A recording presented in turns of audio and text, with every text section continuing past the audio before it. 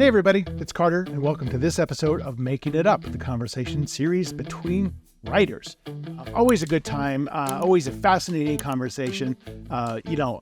This is such a great job because I get to meet people I never probably would have met before, and now I get to hear their story. And if there's anything I truly love, it's hearing people's stories. Unless they're really boring, then that sucks. But I think, I even mentioned it in this interview, I think one of the greatest challenges in life is to get people to talk about themselves. And I know that sounds counterintuitive because everyone says everyone loves to talk about themselves. But the truth is, I think a lot of people don't like to be revelatory about themselves. And I think everyone's got an interesting story, and a lot of people stick to kind of highlight level stuff when they're talking. I love meeting somebody and be like, so what's your greatest fear? Because I think people want to talk about kind of the deep, dark stuff, but not everybody does. And not that I get into deep, dark stuff a lot with my guests, but I think this podcast gives me the opportunity to kind of dig into the lives a little bit more rather than talking just about their book. That being said, my guest today, we talked a lot about her recent release because it is fascinating. So today I talked to Bryn Turnbull. So Bryn is the author of the latest release called The Paris Deception, a historical novel about stolen Nazi art during World War II. And that was particularly interesting to me because my very first book, which never sold, was about stolen Nazi art. Bryn does a much better job of it writing about it than I did. But she was fascinating to talk to. And I'm particularly engaged, I think, with writers of historical fiction because it's such a hard thing for me to wrap my head around, the amount of research and the judgment of how true you're going to be to what actually happened, the editorial process. It's just entirely different or largely different than writing, a pure work of fiction like I do. So I have such respect and admiration for people who write historical fiction. And just listening to Bryn just kind of validated all of those feelings. She's obviously extremely smart, very well researched, very passionate about her subjects, and, has to make those determinations about how true to be to a story. And in the case of The Paris Deception, it's, as she mentions in our conversation, it's the first time she wrote a story where her actual main characters are totally fictional within this very real series of events. So it was more work in a way because she had to create their own character arcs and she had to make sure they were true to the message that she was trying to deliver in this story. So I think you're going to like this one. Really fascinating. And boy, do we make up a kind of a creepy story at the end. I think you'll like that too. Buckle up. This is my conversation with Bryn Turnbull.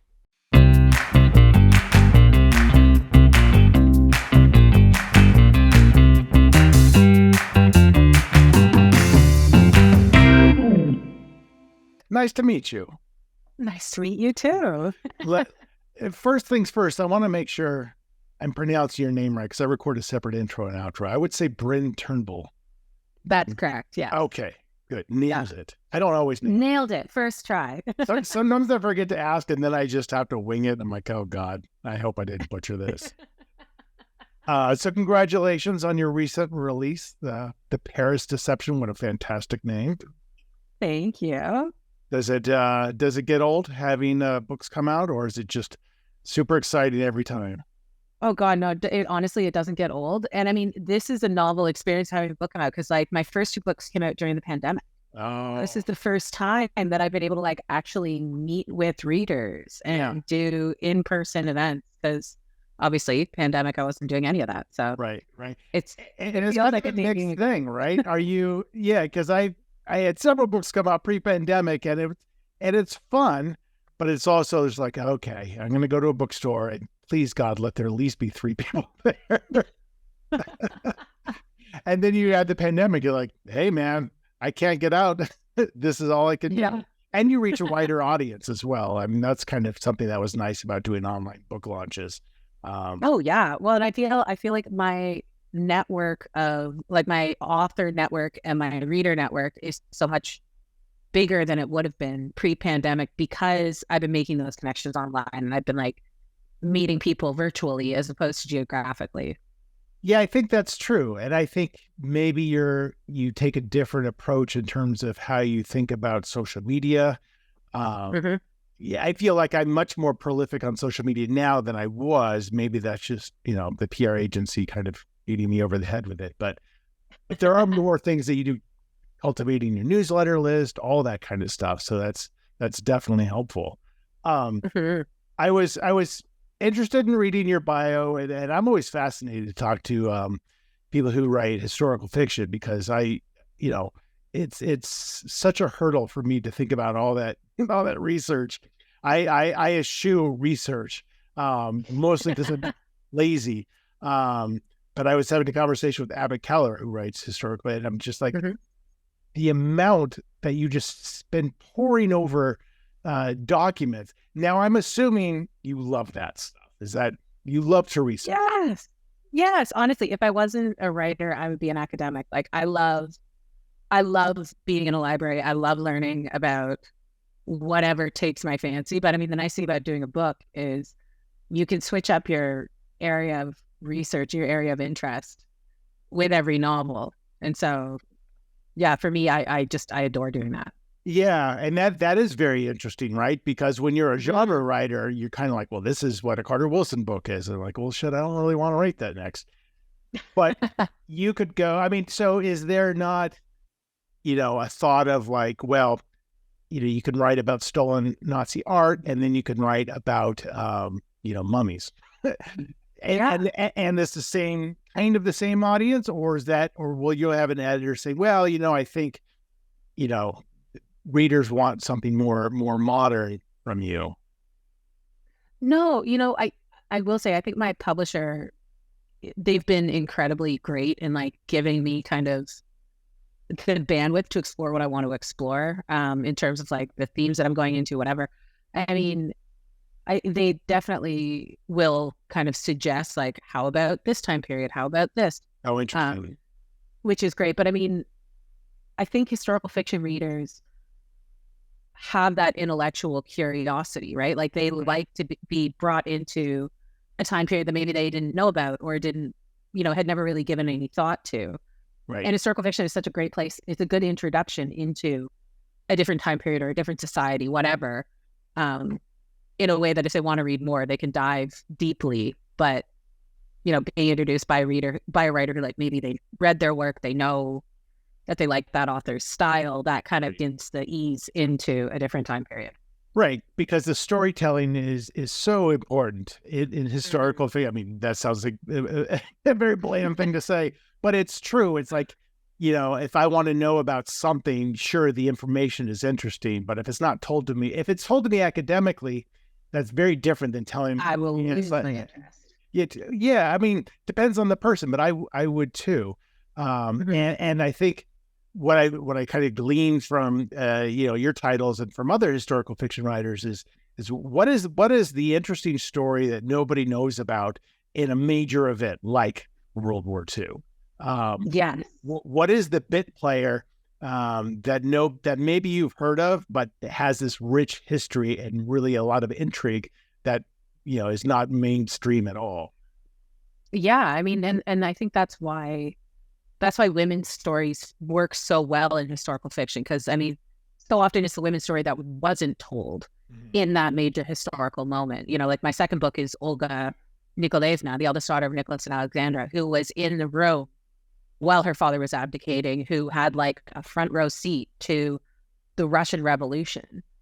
And her story is one that really wasn't explored. And so being able to be like, okay, so I'm getting to explore this giant socio-political moment through a different perspective. I love doing that. I love doing that. And, I got to do that again with this book. And that's why World War II, I think, is such a rich tapestry for that, because the women weren't out on the front lines. The women had so many interesting roles to play when you think about like Bletchley Park and the code breakers and all that kind of stuff. That shit is so fascinating. And I'm, just personally, it's interesting when I was reading your bio and reading a little bit about the Paris Deception. My very first novel, which never sold, was about stolen Nazi art. Come on, really? My grandmother, and I don't know why, my grandmother bought me a book about stolen Nazi art when I was like 15. I'm like, okay. And probably in my 20s, I read it. I'm like, oh my God, this is insane. Like just the photos alone, the Allied soldiers finding, caverns and mines full of this art. So my first book, my first thriller was all about that. And I just loved, I didn't love researching it, but I enjoyed, I just liked that story. So I was fascinated to see that's what this book is about, because and who was it? It was Goering, who was like the real, like Goering. Yeah. Yeah. The real art for the Nazis. Honestly, like he is the kind of character that like, if an author were to just make him up for a book, people wouldn't believe it. Right. Like he was so outsized and such a big personality and an absolute monster, but so charismatic. And he had this like he dressed like a Bond villain, right? He had and he was like 300 pounds or something like that. He was huge. Yeah. He was this big, this very large man who wore like jewels on every finger. He had costumes that these opulent costumes that he'd wear. He had all of these uniforms made up for himself that he designed, because he was like, the regular uniform, the Hugo Boss uniforms are not fancy enough for me. Just like he was a Bond villain. Like he was an original Bond villain in a lot of ways. So, very interesting character to learn about and to write in the book. But yeah, he was really the forefront of looting, the art from all these other countries, correct? Yeah, so when I started writing this book, way, way, way at the very beginning, the first thing that I wrote for this book was a prologue that took place at Carenhall, which was Goering's country home. And it was on the outskirts of Berlin. It ended up, Goering actually ended up having it destroyed at the end of the war when the Red Army was coming in, because he basically didn't want it falling into the hands of the Russians. But this place, apparently, like you look at pictures of it, and it was just stuffed with art. Like the Louvre. More so than the Louvre. Like there was no negative space whatsoever. And so, yeah, that didn't end up making it into the book. But yeah. So did he move that art, or he just destroyed it? Not sure, actually. Wow. Not entirely sure.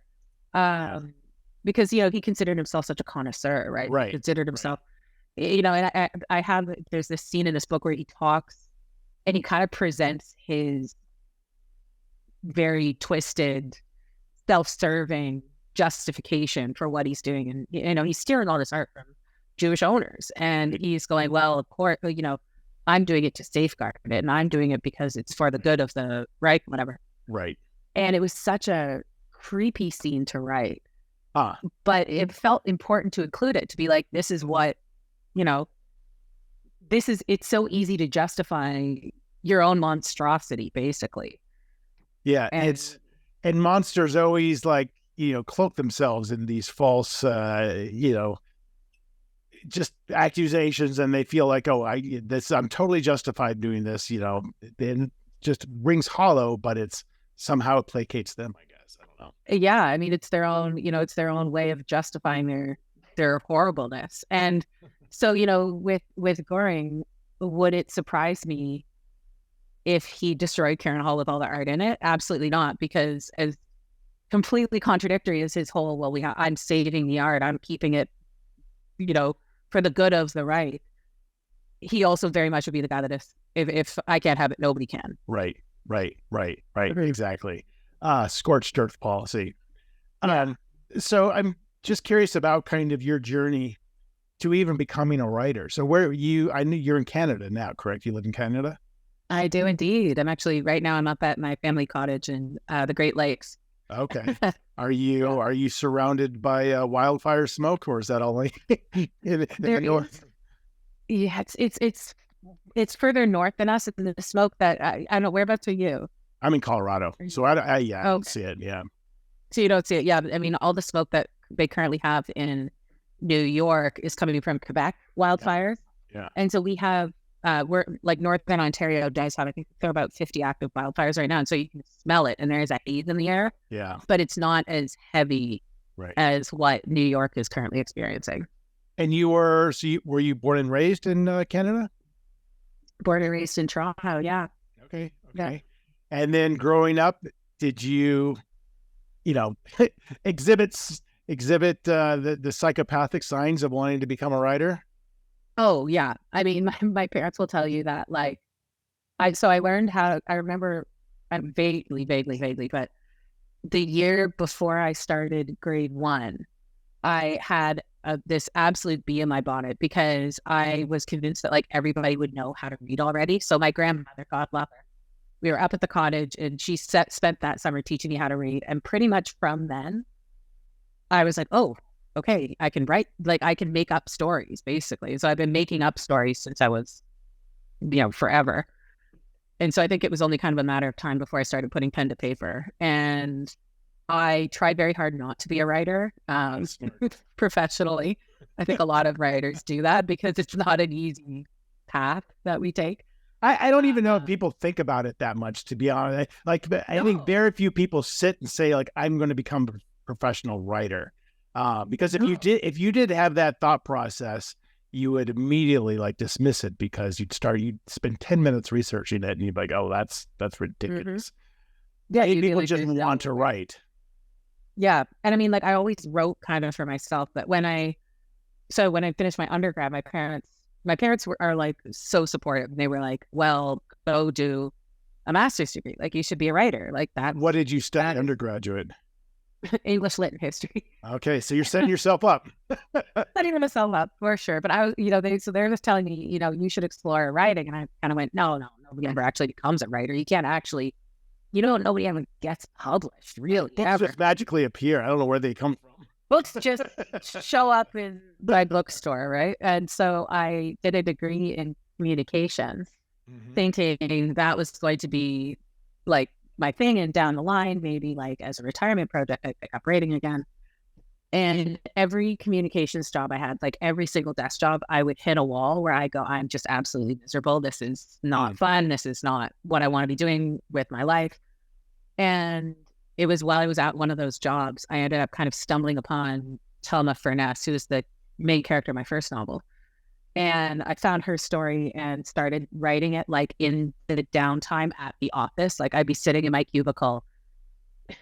I shouldn't be saying this on a podcast. Right. That's intellectual property that's owned by that company now.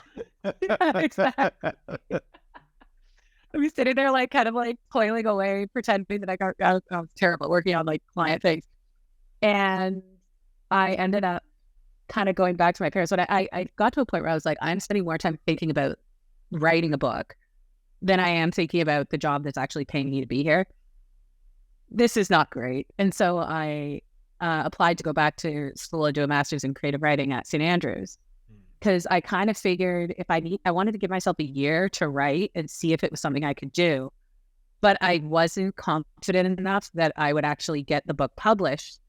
So I was like, I need to have something to show for it on my resume. If I have to come back to the comms job with my tail between my legs, I'll have something on my resume to be like, oh, she spent a year like achieving something, even if it wasn't a book. Interesting. And then I was really lucky and my first book sold. Yeah. And so I've been doing it ever since. Yeah. I mean, there's a lot to unpack there, right? Because, so first of all, you're writing a book while at work, which is hard enough to do, but to do is anything that has an extensive amount of research while you're doing it, it must be difficult. Yeah. Before I get into the actual career path decisions, when you're writing historical fiction and you find this character who intrigues you, I assume the first step is like, okay, surely somebody has written a book on this person before. Is that the first thing you do? Yeah. The first thing is surely somebody has written a book about this character. And so I went online and looked, and there were non-fictional accounts. Sure. Yes. but there was nothing fictional. Yeah. And so that to me was really interesting. And I was like, okay, well, that's a gap that I want to fill. With Telma, actually, I found her through a fictional representation because she was a minor character in a movie called W.E., which is about the application crisis, which was directed by Madonna. And so she's on screen for like 10 minutes. But I found her in that, and I was like, that's interesting. What's her story? And we kept going down the rabbit hole of who this person was. I realized nobody had written about her, and she was going to haunt me if I didn't. Right. So, right. Yeah. And what is the thought? What is the thought process when you're approaching a subject, or when you're approaching an entire, nonfiction or historical fiction novel, about how much you're going to honor the truth? Do you say like, okay, I want this to be 70% historically totally accurate, and historically accurate? Like, what are those percentages? I'm just curious. Like when you set out, like, do you have an idea? Yeah. Well, I mean, so with the first book, I remember thinking to myself, like, I'm going to be 100% historically accurate. And you get to a point in writing a historical fiction novel where you realize that is not actually going to serve the book if you are 100% historically accurate, because you are not trying to tell one individual story. You're trying to connect one individual story to a universal experience. And so in order to do that, you do have to fictionalize. I think a little bit, but at the same time, I would say if you were writing specifically about like a proper historical character, you have a responsibility because that person lived, right? That they have a legacy. They maybe have family. Yeah. Yeah. And so I skew as close to the historical record as I can when I'm writing those books. Like, so with the first book and the second book, I would say I was like, probably 75 to 80% historically accurate on the details of their life. Yeah. And what I would fictionalize was more so like, I knew that they were at this party, they were in this room, these are the people they were talking to. But what I'm fictionalizing is the thought process and the progression to get to the next scene or the next moment in their life, and kind of interpolating what they're thinking and what their reasoning would be, using, of course, research to back all that up. Right. The major milestones are, this is actually, they're not going to have a different ending to their life than what actually happened. Yes. They're not going to have a different ending. They're not going to have like an affair that they didn't actually have. They're not going to have committed a crime that they didn't really commit. Right. Because again, that's all the stuff that the thing I always say is, if I were to meet those characters, like after I die, and they're waiting for me at the pearly gates, I don't want them to beat me up. I want them to be able to look them in the face and say, like, you know what? I am comfortable and confident that I portrayed you respectfully. I think violence is very much frowned upon at the pearly gates, by the way. I think that's a big no-no in heaven. Yeah, because I'm a firm believer in, and empathy being one of the three things an author must possess, whatever you're writing. Yes. And so you're so deep into somebody's story that where there are gaps in the research and where you do have to make assumptions, you are of their mindset because you've gotten to know them so well. Like they would most likely be thinking this. Yeah, exactly. Like I make those decisions based on having done all that research and gotten to know them, and spent a lot of time in my own head with their story. But, with this book, with the Paris Deception, it was kind of a different process because I was not writing historical characters. I was writing fictional characters that I was plopping into a historical world, which changed the dynamic a lot because, what they do is different and what they do is not necessarily historically accurate. Yeah. But, in that case, it's the broader historical story that needs to be accurate. The Holocaust happened, and this was the impact of the Holocaust on the art world. And my characters are forging art that wasn't actually forged, but I am trying to make a point about the art world, right? I'm trying to make a point about the wider world and the Nazi occupation of Paris and all this stuff. I will also say, I think historical fiction authors, the author's note is our greatest tool and our greatest platform. Right. Being able to say, okay, this is the story that I'm telling. Here's where I deviated from history. Here's the stuff that we know. Here's the stuff that I made up. Being able to kind of use those last kind of 5 pages of the book to give that author's note, that historical context, I think is really important. Right. It's your waiver, basically. It is. Yeah. Do you have any sense of, because who would know if we get feedback on this? Do you have any sense how many people actually read the author's note for your novels? I mean, I would say... I always do. I always do. I always do. And I would say I get a lot of notes from readers saying how much they appreciated the author's note. Oh. So I do know that people are reading them and are finding value in them. And so that kind of makes me really happy to write them and to be able to show my work as it is, right? Right. Totally. And that decision to create fictional characters within a real universe, I hear that. I'm like, oh my God, that sounds like a lot of fun. That sounds easier to me. What was your experience like? Did it feel a lot more free, or did it feel like, oh God, I got a little responsibility. I got to figure out what they do because I don't have anything to go off of. I don't have the training wheels. I mean, it's a much. It's a very party. Yeah. I mean, with the historical figure, you have the facts of their life, and you have the decisions that they made. And so you can kind of like, and you know that they were at this place on X date, whatever, and where that led. But, with writing these characters, you have to figure out the justification for every action that they're taking. So you're kind of like reverse engineering the life I was reverse engineering their life as I was writing the story, because it's like, okay, well, Sophie works at this museum as an art restorer. Why does she do that? What drew her to that profession? How did she get here? What's, and kind of having to build that whole backstory. What are their childhood traumas? What's their family dynamic? Right. What's their fatal flaw? All that stuff I found so difficult to do, because this was the first time I was doing that in earnest. And there's more pressure, I think, on you to do that because, like you were mentioning with Gehring, like if that were a fictional character, nobody would believe it. You don't want to create a fictional character that's unbelievable, because then it's just like, that's on you. You can't say, well, no, this is actually what happened. Like, no. So you have to be much more, I would think, much more thoughtful about motivations and like you said, like their history and what drives them to do what they do, without making it, too easy for them to get to the point where they need to naturally get to.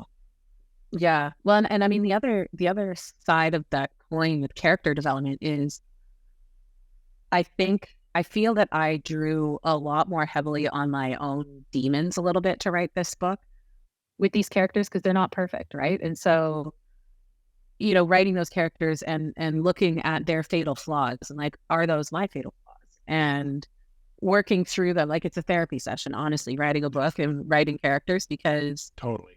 I see that all the time.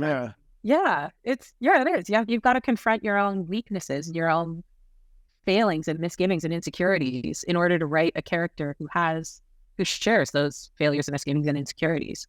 Right. Again, going back to that empathy, if you embody yourself into that character and that character's got, a lot of gray to them, which most interesting characters do, and you're constantly asking yourself, what would I do were I this person?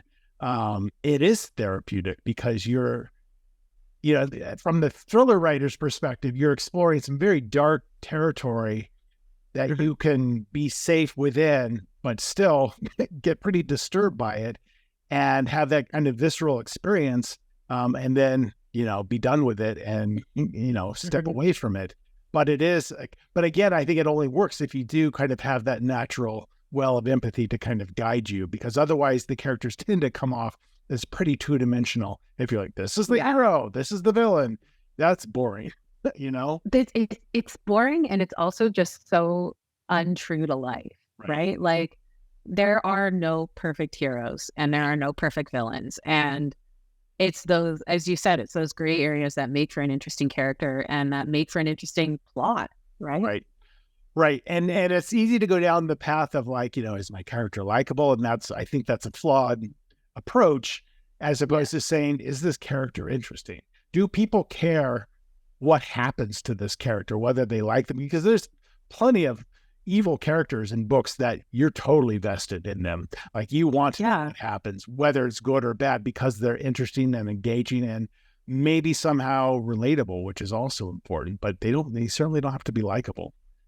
I think a character who always makes the right decision, like, that's never going to happen. And, you know, in the case of this book, having characters in Nazi-occupied France, there are characters in that book who say outright, like, the Germans have won. And so we've just got to live our lives as we're going to live our lives. And they did not have the benefit of hindsight to say, you know, to know what we know about the war. And they didn't necessarily have the context of the time to know what was happening in Germany.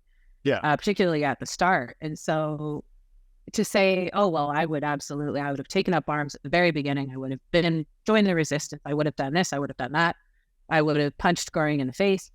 Like, I don't know. That's not believable to me. Right. Yeah. I mean, the resistance was a very small number of people relative to the general population. And like you said, a lot of people were just like, you know, hey, at least they're snappy dressers. What's the worst that could or they were just like, I'm just got to get my head down and I just want to feed my family because like they were on starvation rations. Right. And yeah. And so like one of the things that I really enjoyed exploring in this book is, what does resistance look like when you are not taking up arms? What does resistance look like when it's within your tiny little individual sphere of influence? And for Sophie and Fabienne, it's, I can't necessarily save somebody's life, but I can save their legacy. Right. And I can save their possessions for them or for their family, for their descendants. And I mean, I think that there is a bravery in that, even if it's not the big, splashy, gigantic bravery that we all wish that we were capable of. Right. It's still brave. Oh, sure. I mean, people were executed for far less, I'm sure. Mm-hmm. Oh, God, yeah. I'm curious, going back to your master's in creative writing, how helpful was that? I found it incredibly helpful, I have to say.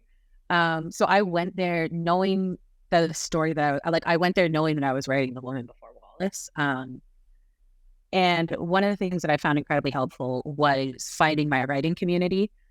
There were 6 of us in my program, and we shared work, you know, every couple of days, and just being able to bounce ideas off of other people. I hadn't found my writing group in Toronto.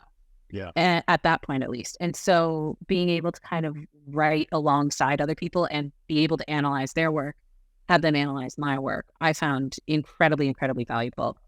And then I also had a wonderful mentor when I was there who changed the way that I thought about story structure.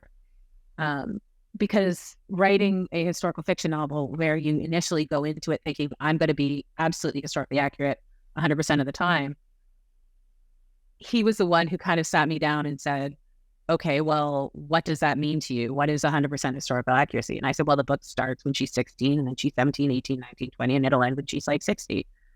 And he said to me, that's not a book. That's not fiction. That's a biography. That's a timeline. What are you trying to say in this story? What is the message that you're trying to give people? Because if you're just saying here was a lady's life and it was an interesting life, okay.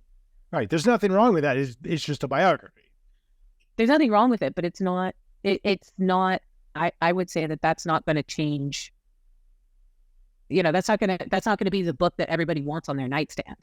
The book that everyone wants on their nightstand is going to be one that goes a little bit deeper and pulls out and draws out those truths and those thematic questions that aren't necessarily what you see when you're just looking at one person's life on its own. Right. Right. And it's your words resonate with me about your degree, and especially the idea of community, because that is so important. And that took me, because I started writing out of the blue with no background, no experience, no aspirations in my 30s. So that took me years to figure out, like, oh, it's really helpful to have a community, because it begets all those things that you have to get past, like sharing your work, which stops so many writers just that intimidating. Yeah. And it just forces you. I've been in the same critique group for over 20 years, and I still get nervous when I submit stuff to my lifelong friends because this vulnerability. And so to have that kind of at the outset of your writing career, kind of gives you that thick skin, I would think. And also, I tap into community all the time, like, just, I want your opinion. I respect you. Can you read this? Or let me just ask you some questions, or just, I want to hear what's going on with you, because you can relate to them. And so many people, I think, have these images of the authors who just go to the cabin in the woods with their typewriter and hold themselves up for the winter. And that's just the furthest thing from the truth for successful authors. I think it's you have to have that community. And it sounds like you've established that. You do. You have to have that community. And I mean, having that safe space to share your work in those early stages, that's what's going to get you to share your work more broadly in the future, I think. Right. Because you've had that moment of critique, you've had that judgment from people that you care about and you value their opinion. And that helps you refine it. But also, I would say it gives you the motivation, because there are days, and I'm sure you experience this too, there are days where you sit down in front of your computer and you're like, you know what, man, I don't want to write. This story's not coming. I'm not feeling it, blah, blah, blah. And that is the other place where I think a lot of would-be writers hit the hurdle, because if they don't have somebody who's helping to motivate them, if they don't have that community to give them that motivation to keep pushing and keep going, that's where the isolation can be impossible to overcome. Yeah, I kind of call that, waiting for the muse, which is just such a bullshit thing to me. And people have that as an excuse of I don't feel like writing because, the muse hasn't come to me today. I'm like, well, you don't call in sick for work because the muse hasn't come to you. It's just, did your accountant not do your taxes because they're like, the muse didn't show up? That's exactly right. And it's about sitting down every day and building the muscle, like working out, it sucks at first. And there are times where you're just spent, but you just do it, and it might be shit, but you just get through it. And that's another day where you've kind of built that muscle. But to your point, that community also is very intimidating sometimes too. Sometimes I think what's really a struggle is being, because most authors don't have any kind of confidence, right? At least. No, we are all very fragile. Right. So you have a group of people and trying to figure out whose advice to take. That's, I think, is really tough, because you have 6 different opinions with 6 different people, and maybe you all respect them all, but they're all telling you different things. What do you do? And you have to it has to resonate with you a little bit, but that's a learned process. At least it was for me. It's a learned process, and it's a confidence. It's a question of building your own confidence and trusting your own instincts. And you're not going to learn how to trust your own instincts unless those instincts are challenged. Right. By those critique partners, by those people that are reading your work and saying, here's where I'd go with it, in those 6 different directions. Yeah. And even that's tough, because I find, people have different levels and abilities to critique, right? So you have the person who does say, this is what should happen, which I don't find super helpful to me at all. No. What I find helpful, my editor is perfect at this thing. This is how I felt reading this part, or this is what I feel like I'm missing. And they don't tell you how to solve it. They just say how it resonated with them. And if that person is somebody who, is kind of like you in terms of how you absorb a story, you'll see it immediately. Like, oh yeah, totally. I get that. But that takes a long time to figure out who to trust with that. Oh gosh. Well, I mean, and that is where editors are our best friends, right? Totally. Because I will take a story, I'll get the story 85% of where I want it to go. And with this book, with The Paris Deception, the end of the book, I was having so much trouble with it until I shared it with my editor, and she kind of nudged me in the right direction on it.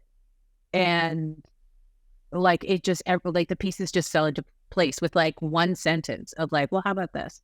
Everything just completely changed. Right. Because you were too close. And I'm so happy. Yeah. Yeah. Yeah. You lose your own objectivity. You do. I think that's interesting. And, I've talked to a lot of writers about, that first editorial letter and things like that. And, Ugh. it takes a You open certain, it with one eye closed. yeah, and you scan it and then you put it away for a few days and then come back. Yeah. I immediately look at the things like the small things like, oh yeah, that's easy. That's easy. That's easy. And then the 3 single space pages that follow it, I'm like, oh God. What have I done? But it takes I think this is what's so interesting about writers is if you're vested, if it's your work, as opposed to saying a day job, like the one that you mentioned earlier, where you're maybe not totally vested in it and you live a lot of that day job saying, this is good enough. I know my boss will think this is fine, even though it's not my best work. With your own work, it's really difficult to say, oh my God, this is you're right. I need to make all these changes and this is going to take me 4 months. And to be able to put your mindset in a place of like, everyone is just fighting for this book to be the best possible version of itself. And nobody's trying to make it harder for you. Everyone's just trying to get to the same goal. Yeah. And to be honest with yourself and really do the work is tough to do, because you're not used to doing that with other aspects of your life necessarily. Certainly not maybe a typical 9-to-5 job. No, but that's why having like having your trusted circle where you can go, okay, I'm taking your suggestions, and these suggestions are like big and heavy, and I know how much work it's going to be, but I recognize, as you said, this is coming from a place of like, I want this book to be better. Right. And I know that you can make it better. Yeah. And not putting your head like there's nothing I dislike more, as you said, than somebody in a critique group or an editor putting their hand on the wheel and saying, this is what you should do. Right. Because I'm going to shut down immediately because I will be like, this is my baby. Like, this is the thing that I know about the most. And so don't tell me how to do it. But if it's framed as a suggestion, then I'm like, oh, that's a great suggestion. Yeah. And the other risk of somebody saying this is how you should do it is if it is a really great idea, then it's just like, it wasn't my idea. That there's something kind of hollow about that feeling.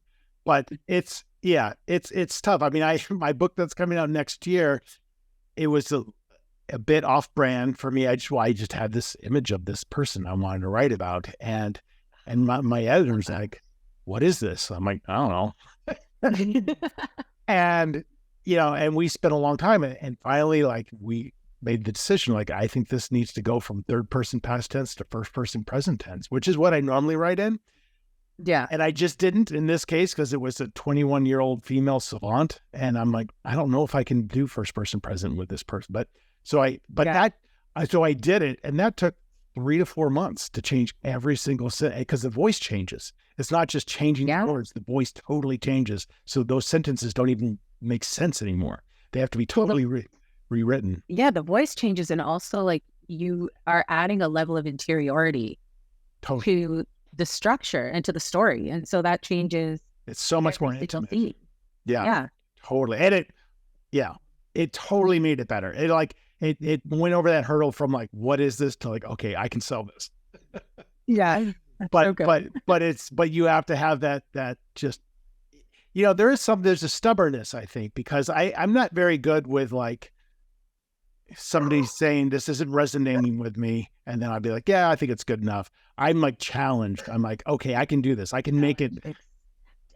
But it's, and then you get to the point sometimes where almost you overwrite it, which is a huge fear as well, because you could totally pick out an overwritten book. You're like, oh my God, this is just, you can tell this went through multiple revisions because it's just kind of soulless.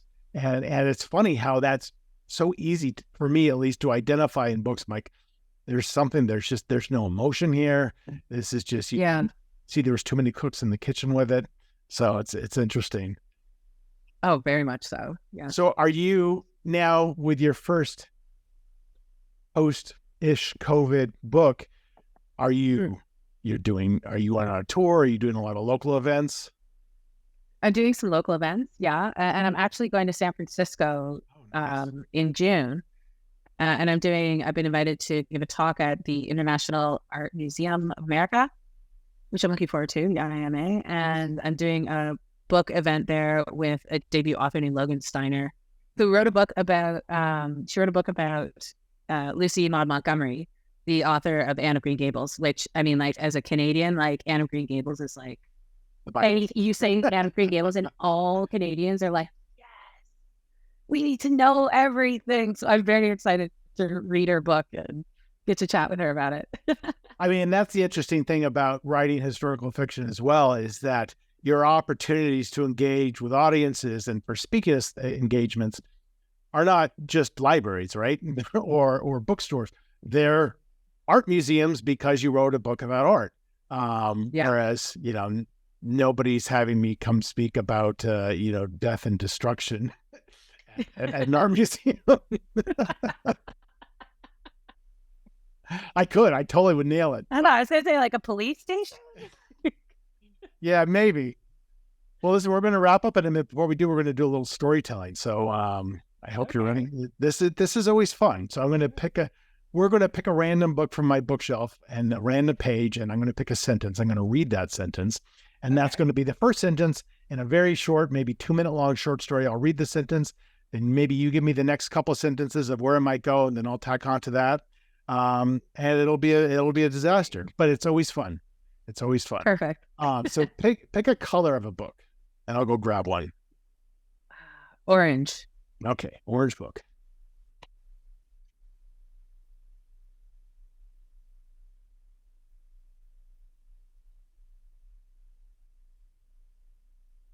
Well, the most orange book I have up there is the Chicago Manual of Style, which I didn't think would probably make that.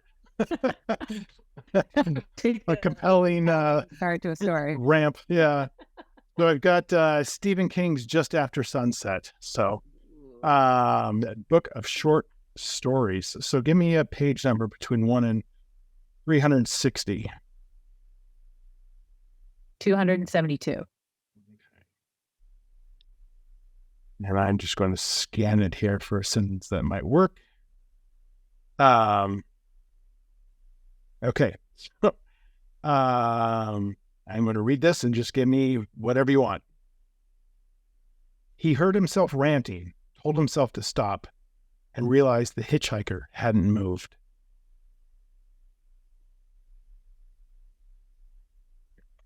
Yet somehow he still couldn't stop his rant. He bent over the body of the hitchhiker, still rambling incoherently. And in his brain, he knew that he needed to stop. He needed to give this hitchhiker medical attention. But all he could do was stare and stammer as his hands shook over the man's inert figure.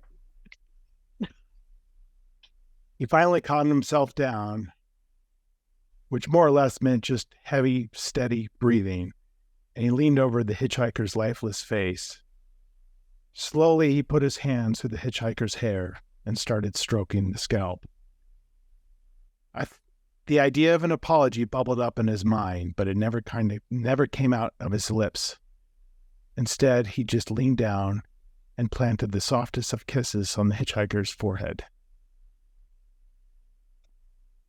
"I'm not sorry," he whispered, "but I know that you are."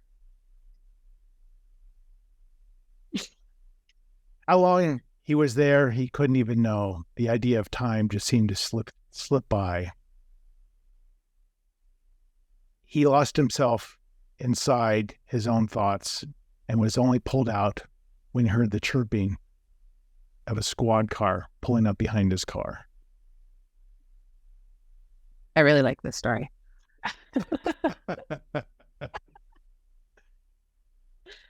A figure stepped out of the squad car, the brim of her sheriff's cap pulled low over her face as she trained a flashlight in his direction. How could he explain what had happened here tonight? There was no way to do so, and yet he knew he'd have to try. He attempted to muster up all of those words that had spilled out of him earlier, and arrange them into some semblance of coherence. He gathered himself to the best of his abilities, wiped the sweat off of his brow, and leaned the hitchhiker against the far door to make it look like he was sleeping. When he turned and he rolled the window down and made eye contact directly into that flashlight beam was the moment he felt something from behind him sliding between his ribs. Oh, All right, let's call it there. The hitchhiker's not dead. the hitchhiker is out for revenge. You know, anything with a hitchhiker is always going to be a good story. Oh, well, yeah, of course. Who hitchhikes? That's insane. I saw somebody hitchhike like last year.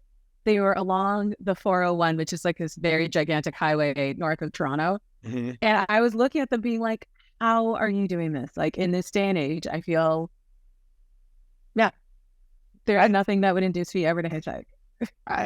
I will say I've never done it, but I've had a couple instances where like, I bet that guy's got a good story.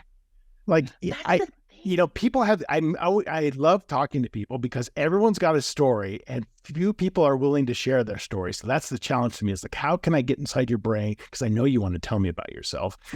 And I'm like, if I pick up this dude and just go like 20 miles, I bet I'm going to have a story that if I live, I'll have a good story that I can tell the rest of my life. But then I'm like, that's exactly it. I've got kids. What am I doing? This is insane. Well, listen, Bryn, congratulations on the recent release. The Paris Deception looks amazing, and I'm excited that you're basking in the glow of the release, and then you get to do some events and get to go to San Francisco. Oh, thank you so much, Carter. It's been so lovely chatting with you. It's been great.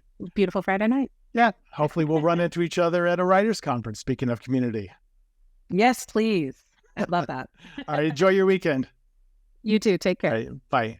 So that's it. That's my conversation with Bryn Turnbull. I told you what's fascinating. She's obviously a highly intelligent, highly talented person, and her new book, The Paris Deception, looks fascinating. So I encourage you to check it out. And if you want to know anything and everything about Bryn, just head over to her website at brynturnbull.com. And if you want to find out more about me, sign up for my retreat. I have a few spots left. If you want to check out my appearances or buy my books or sign up for my newsletter, just head on over to carterwilson.com. So that is it for now. There will be more episodes of Making It Up out very soon. In the meantime, as always, my friends, thank you so much for watching and or listening to this.